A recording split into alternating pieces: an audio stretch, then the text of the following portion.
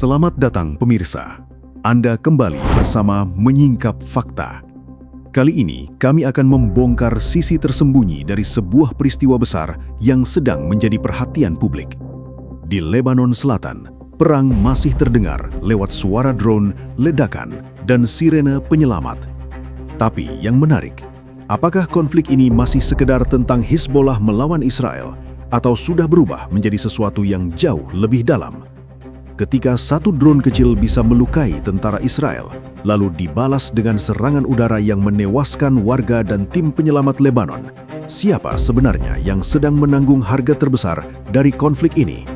Dan ketika Presiden Lebanon, Joseph Aoun, justru menyebut negosiasi dengan Israel bukan pengkhianatan, lalu menuduh ada pihak yang menyeret negaranya ke perang demi kepentingan asing, apa arti pernyataan itu bagi posisi Hizbollah selama ini? Apakah ini masih perang di perbatasan atau sudah berubah menjadi perebutan kendali di dalam Lebanon sendiri? Namun sebelum kita masuk lebih dalam, jangan lupa tekan tombol like dan subscribe.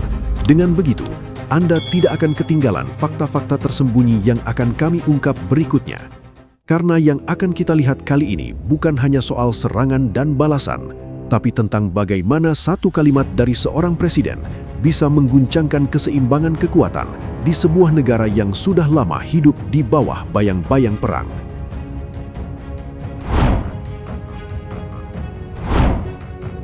Pada 28 April 2026 lalu, Lebanon Selatan kembali memperlihatkan wajah perang yang tidak pernah benar-benar diam.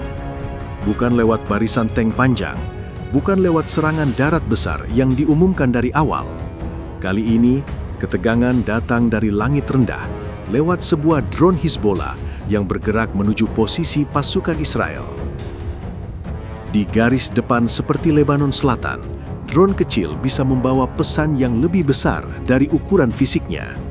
Ia tidak hanya membawa bahan peledak, ia membawa sinyal politik, sinyal militer, dan sinyal bahwa Hizbollah masih mampu menjangkau pasukan Israel meski terus ditekan dari udara dan darat. Serangan itu menghantam posisi pasukan IDF. Satu tentara Israel terluka parah dan satu lainnya terluka ringan. Bagi Hizbollah, kejadian pada 28 April 2026 itu menjadi cara untuk menunjukkan bahwa mereka belum lumpuh, bahwa meski wilayah selatan Lebanon terus diawasi, kemampuan serangan mereka belum hilang. Mereka masih bisa menembus celah, mengirim drone, lalu memaksa Israel bereaksi. Namun bagi Israel, serangan itu tidak dibaca sebagai pesan biasa. Ketika tentaranya terluka, Israel melihatnya sebagai ancaman langsung dari wilayah Lebanon. Maka balasan pun datang. Pada hari yang sama, serangan udara Israel kembali mengguncang Lebanon Selatan, termasuk wilayah Majd al-Zun. Di Majd al-Zun, situasinya berubah sangat cepat. Serangan pertama menghantam sebuah lokasi. Asap naik, warga panik. Tim penyelamat bergerak masuk, bukan untuk bertempur, tapi untuk mencari korban. Mereka datang membawa tugas kemanusiaan, menembus debu dan reruntuhan, mencoba menyelamatkan siapapun yang masih bisa diselamatkan. Lalu, serangan kedua datang. Pada 28 April 2026 itu, 5 orang tewas di Majd al-Zun. 3 di antaranya adalah anggota tim penyelamat Lebanon yang datang setelah serangan pertama. 2 tentara Lebanon juga terluka. Dari titik inilah, perang Israel dan Hizbollah mulai terlihat lebih rumit, karena yang terkena dampaknya bukan hanya kelompok bersenjata. Yang hancur adalah wilayah Lebanon. Yang terluka adalah aparat negara Lebanon. Yang gugur juga orang-orang Lebanon yang datang untuk menolong. Inilah harga yang sering tersembunyi di balik setiap serangan lintas batas. Hizbollah meluncurkan drone untuk menekan Israel. Israel membalas untuk menghancurkan ancaman. Tetapi di tengah dua kekuatan itu, Lebanon Selatan menjadi ruang yang terus menanggung pukulan. Desa-desa berubah menjadi titik sasaran. Jalanan yang semula dipakai warga berubah menjadi jalur evakuasi. Sirene penyelamat bercampur dengan suara drone dan ledakan. Sejak gencatan senjata mulai berjalan pada 16 April 2026, Lebanon seharusnya mendapat ruang bernafas. Tetapi kejadian pada 28 April 2026 itu memperlihatkan bahwa ketenangan di atas kertas belum tentu sama dengan kenyataan di lapangan. Di selatan, satu drone bisa membuka rangkaian balasan baru, satu ledakan bisa memancing ledakan berikutnya, dan satu desa bisa berubah menjadi bukti bahwa perang masih hidup meski namanya sudah disebut mereda.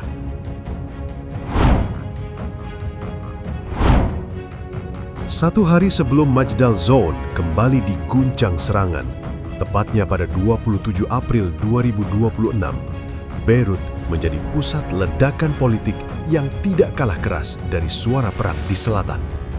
Presiden Lebanon, Joseph Aoun, mengeluarkan pernyataan yang langsung mengarah ke jantung posisi Hizbollah. Ia menolak anggapan bahwa bernegosiasi dengan Israel adalah pengkhianatan. Menurutnya, pengkhianatan justru terjadi ketika ada pihak yang menyeret negara ke perang demi kepentingan asing. Kalimat itu muncul setelah pemimpin Hizbollah, Naim Qassem, mengecam keras wacana negosiasi langsung antara Lebanon dan Israel. Qassem menyebut langkah seperti itu sebagai dosa besar. Dalam pandangan Hizbollah, berbicara langsung dengan Israel berarti membuka pintu konsesi yang bisa mengguncangkan posisi Lebanon. Tetapi Aoun memilih menyerang balik, bukan dengan bahasa milisi, melainkan dengan bahasa negara. Inilah bagian yang membuat pernyataan Aoun sangat sensitif. Selama bertahun-tahun, Hizbollah membangun citra sebagai kekuatan perlawanan. Mereka menampilkan diri sebagai pelindung Lebanon dari ancaman Israel. Narasi itu kuat, terutama di wilayah yang pernah merasakan langsung perang dan pendudukan. Namun Aoun mulai menggeser pusat pembicaraan. Ia tidak membahas keberanian melawan Israel semata. Ia menyoroti akibat yang harus dibayar Lebanon ketika senjata dan keputusan perang tidak sepenuhnya berada di tangan pemerintah. Dengan satu kalimat, Aoun seperti membalik tuduhan yang selama ini dipakai untuk membungkam pilihan diplomatik. Jika negosiasi disebut pengkhianatan, maka membawa negara ke perang tanpa mandat penuh negara juga bisa disebut pengkhianatan. Ini bukan sekedar debat kata, ini pertarungan makna tentang siapa yang paling berhak mengklaim membela Lebanon. Pada titik ini, posisi Aoun terlihat jelas. Ia ingin membuka ruang politik untuk mengakhiri status perang dengan Israel tanpa menerima kesepakatan yang merendahkan Lebanon. Ia tidak sedang menawarkan penyerahan, ia sedang menawarkan jalur negara, jalur yang menempatkan keputusan perang dan damai di meja pemerintahan, bukan di tangan kelompok bersenjata yang punya agenda sendiri. Hizbollah tentu melihat ini sebagai ancaman besar, bukan hanya karena negosiasi bisa mengubah hubungan Lebanon dengan Israel, tapi karena jika gagasan Aoun diterima luas, maka legitimasi Hizbollah sebagai penjaga garis depan bisa mulai dipertanyakan. Selama ini, kekuatan Hizbollah tidak hanya datang dari senjata, kekuatannya juga datang dari narasi bahwa tanpa mereka, Lebanon akan telanjang di hadapan Israel. Aoun menekan titik paling rawan dari narasi itu. Ia menunjukkan bahwa perlindungan tidak bisa hanya diukur dari kemampuan menyerang. Perlindungan juga harus diukur dari kemampuan menjaga rakyatnya agar tidak terus hidup di bawah ancaman balasan. Negara bukan hanya harus berani menghadapi musuh, negara juga harus mampu mencegah rakyatnya menjadi korban dari keputusan yang mereka tidak pilih. Karena itu, pernyataan pada 27 April 2026 menjadi lebih dari sekedar bantahan politik. Ia menjadi tanda bahwa di dalam Lebanon sendiri mulai muncul keberanian untuk menantang posisi Hizbollah secara terbuka. Bukan dari luar negeri, bukan dari Israel, tapi dari kursi Presiden Lebanon sendiri dengan bahasa yang menyasar langsung pada persoalan paling mendasar, kendali atas perang, damai, dan arah negara. Di belakang kalimat itu ada pesan yang lebih dalam kepada lembaga negara, tentara Lebanon, dan warga selatan yang terus hidup di bawah ketidakpastian. Aoun sedang menegaskan bahwa nasionalisme tidak boleh dimonopoli oleh satu kekuatan bersenjata. Kesetiaan kepada Lebanon juga bisa berarti memilih jalan yang mencegah desa-desa kembali menjadi sasaran setiap kali konflik kawasan memanas. Pesan itu pelan, tetapi arahnya sangat jelas bagi semua pihak. Setelah pernyataan keras pada 27 April 2026, arah konflik Lebanon tidak lagi hanya ditentukan oleh apa yang terjadi di garis depan. Pusat gravitasi mulai bergeser ke dalam negeri, ke pertarungan yang tidak terlihat oleh kamera drone dan tidak terdengar lewat ledakan. Ini adalah perebutan kendali antara negara dan kekuatan bersenjata yang selama ini berjalan berdampingan, tetapi tidak selalu searah. Pada 16 April 2026, gencatan senjata mulai diberlakukan dengan mediasi internasional. Di atas kertas, itu seharusnya menjadi jeda. Namun beberapa laporan pada akhir April menunjukkan bahwa pasukan Israel masih berada di sebagian wilayah Lebanon Selatan dan operasi militer belum benar-benar berhenti. Pada 3 Mei 2026, militer Israel bahkan kembali mengeluarkan peringatan evakuasi kepada warga di wilayah selatan, menandakan bahwa situasi masih jauh dari stabil. Kondisi ini menciptakan tekanan berlapis bagi pemerintah Lebanon. Di satu sisi, negara harus menghadapi dampak langsung dari setiap serangan, baik dari Hizbullah maupun balasan Israel. Di sisi lain, negara harus menjawab pertanyaan yang semakin keras dari warganya sendiri. Mengapa wilayah mereka terus menjadi titik konflik? Mengapa tentara Lebanon ikut terluka? Mengapa tim penyelamat harus gugur saat menjalankan tugas kemanusiaan? Disinilah pernyataan Aoun mulai menemukan konteksnya. Ia bukan sekedar berbicara tentang negosiasi. Ia sedang mencoba menarik garis baru tentang siapa yang berhak menentukan arah negara. Karena selama Hizbullah masih memiliki kemampuan militer independen, setiap keputusan di medan tempur bisa memicu konsekuensi nasional.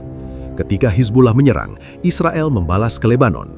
Ketika balasan itu datang, pemerintah Lebanon yang harus menghadapi tekanan diplomatik, kemanusiaan, dan politik sekaligus. Pertarungan ini menjadi semakin kompleks karena Hizbullah bukan hanya kelompok bersenjata. Mereka juga memiliki jaringan sosial, politik, dan basis dukungan yang kuat di dalam negeri. Itu membuat setiap kritik terhadap mereka tidak pernah berdiri di ruang kosong. Selalu ada risiko bahwa ketegangan politik bisa berubah menjadi gesekan internal yang lebih luas. Namun pada saat yang sama, tekanan untuk berubah juga semakin besar. Warga Lebanon Selatan yang hidup di bawah bayangan serangan berulang mulai melihat bahwa konflik ini tidak hanya soal melawan Israel. Ini juga soal bagaimana negara mengelola masa depannya sendiri. Apakah Lebanon akan terus menjadi garis depan konflik kawasan atau mulai bergerak mencari jalur yang lebih stabil? Dalam konteks ini, pernyataan Aoun menjadi semacam titik balik. Ia tidak menggunakan bahasa konfrontasi militer, ia menggunakan bahasa kendali negara. Ia mencoba merebut kembali definisi tentang siapa yang berhak berbicara atas nama Lebanon, bukan dengan senjata, tetapi dengan legitimasi sebagai pemimpin negara. Sementara itu, di selatan situasi tetap bergerak cepat. Drone masih bisa muncul tanpa peringatan, serangan udara masih bisa terjadi dalam hitungan menit. Desa-desa tetap berada di bawah ancaman yang sama. Ini menciptakan kontras yang sangat tajam. Di satu sisi, ada upaya menarik konflik ke meja politik. Di sisi lain, realitas di lapangan masih didikte oleh dinamika militer. Di antara dua tekanan itu, Lebanon berdiri dalam posisi yang sangat rapuh. Setiap langkah bisa membuka peluang stabilitas, tetapi juga membawa resiko benturan baru. Dan untuk pertama kalinya dalam waktu yang lama, arah negara itu tidak hanya ditentukan oleh siapa yang paling kuat di medan tempur, tetapi juga oleh siapa yang mampu meyakinkan rakyatnya tentang jalan mana yang paling layak diambil. Di tengah suara drone dan bayang-bayang serangan udara, Lebanon tidak hanya menghadapi tekanan dari luar, tetapi juga menghadapi pertanyaan dari dalam dirinya sendiri. Setiap ledakan di selatan tidak lagi berdiri sendiri. Ia terhubung dengan arah politik di Beirut, dengan keputusan yang akan menentukan apakah negara ini terus berjalan di jalur konflik atau mulai mencari cara untuk mengubah nasibnya. Ketika satu pihak berbicara tentang perlawanan dan pihak lain berbicara tentang kendali negara, yang dipertaruhkan bukan hanya strategi, tetapi masa depan Lebanon itu sendiri. Karena pada akhirnya, yang akan menentukan arah negara bukan hanya siapa yang paling kuat, tetapi siapa yang mampu menjaga rakyatnya tetap hidup di tengah tekanan yang terus datang. Demikian rangkaian fakta yang berhasil kami singkap hari ini. Jangan lupa subscribe ke channel Menyingkap Fakta dan aktifkan lonceng notifikasi agar Anda tidak ketinggalan pengungkapan fakta-fakta penting lainnya. Menyingkap Fakta, mengungkap kebenaran di balik setiap peristiwa. Sampai jumpa pada fakta berikutnya.